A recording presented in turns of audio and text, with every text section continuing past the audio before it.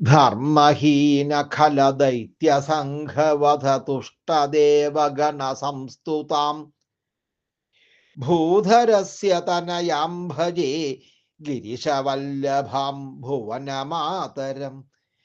സുപ്രഭാതമതിസുന്ദരം ഭവതു തേദ്യമിത്ര ശുഭദായകോ ദാനവൗഘഗുരുശോഭിതോസ്തു തവ വാസരശ്ച സുഖമോദത. ഇതാണ് ഇന്നത്തെ ശ്ലോകം. ഇനി ഇതിൻ്റെ അർത്ഥവും പറയാം. ധർമ്മഹീന ഖല ദൈത്യ സംഘവധ തുഷ്ട ദേവഗണ സംസ്തുതാം. ഒന്നാമത്തെ പാദം ഒരു വലിയ സമസ്ത പദമാണ്. അർത്ഥം പറയാം, കേട്ടോളൂ.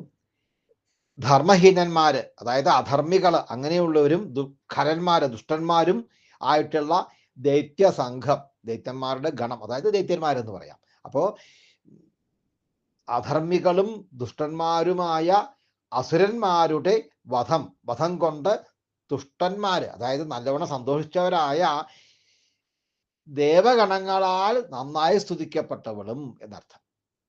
അങ്ങനെയുള്ളവളും പിന്നെ ഭുവനമാതരം ലോകമാതാവും ഗിരിശവല്ലഭാം പരമേശ്വരന്റെ പത്നിയും ആയിട്ടുള്ള ഭൂധരസ്യ തനയാം പർവ്വതത്തിന്റെ പുത്രി, അതായത് പാർവതി ദേവിയെ അഹം ഭജേ, ഞാൻ ഭജിക്കുന്നു.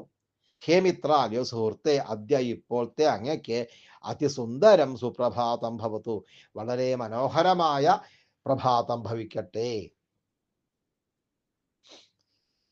തവ, അങ്ങയ്ക്ക് ശുഭദായക, മംഗളങ്ങൾ നൽകുന്നതും സുഖമോദത, സുഖവും സന്തോഷവും നൽകുന്നതും ദാനവൗഘ ഗുരുശോഭിത, ദാനവന്മാരുടെ ഗണം, ദൈത്യഗണം, അവരുടെ ഗുരു, അതായത് ശുക്രനെ നന്നായി ശോഭിക്കുന്നതുമായിട്ടുള്ള വാസരഹ ച അസ്തു, ദിവസവും ഭവിക്കട്ടെ.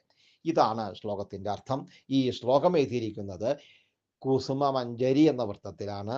ഇന്ന് വെള്ളിയാഴ്ച ആയതുകൊണ്ടാണ് പാർവതി ദേവിയെ തന്നെ വന്ദിച്ച് എല്ലാവർക്കും സുപ്രഭാതവും സുദിനവും ആശംസിച്ചത്.